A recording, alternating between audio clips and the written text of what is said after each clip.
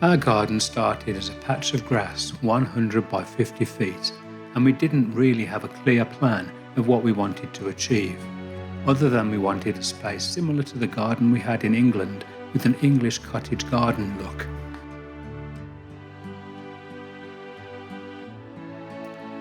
The hardscaping we did dictated the initial shape and layout of the space, with a flagstone path, a raised bed and a brick patio.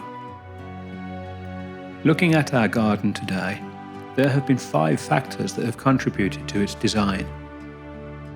The need for privacy, making the space seem larger, use of vertical space, welcoming others, and making the space livable.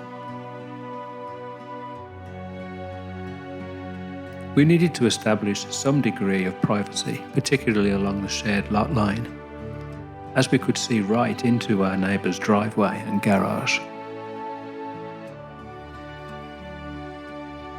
We started by planting a row of arborvitae evergreen trees along the lot line, and we eventually erected a fence.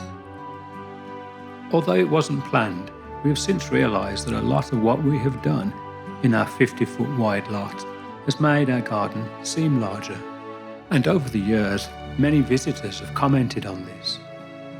One of the ways we have achieved this is through the use of curved beds that cut into the lawn. These eventually became separate garden rooms. Arbours can act as doorways to these rooms, inviting the viewer to walk through them, as well as drawing the eye upwards, stretching the vertical space of the garden.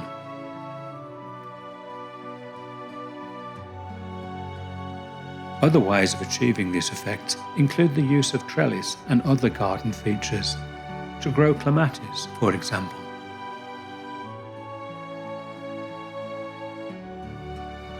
Our house is located on a corner, and we have always kept the street side lot line open.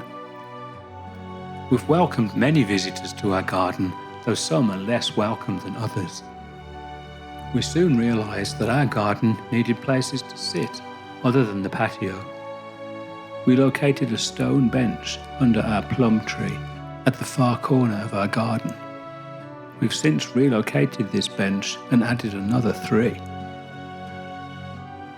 Benches welcome the visitor to sit and enjoy the garden. They also contribute to the effect of making a small space seem larger. We later emphasised this effect by adding a garden mirror. The sound of running water can help create a welcoming and relaxing atmosphere in a garden. Our first water feature was a garden fountain. The birds loved it. It eventually inspired us to add 2 small ponds, one as part of the garden railroad and another as part of the fairy garden. However, we do feel that we made a mistake in locating the fountain right in the middle of the garden. Watch to the end to hear some of our other mistakes. As we continued to develop and shape our garden, it became important to try to make our outside environment as comfortable as our indoor space. We incorporated planters and pots throughout the garden with a combination of annuals and perennial plants. Labelling these as mistakes may be a little harsh, as we were okay with what we did at the time. As Henry Mitchell said, gardening is full of mistakes, almost all of them pleasant, and some of them actually instructive. The raised bed was the wrong shape and was too close to the path. The fountain in the middle of the lawn was too dominant and reduced the space. Placing railroad tracks under trees was a mistake. Indeed, we made so many mistakes building our garden railroad that we've made a separate video, and we really should have demolished our derelict garage sooner.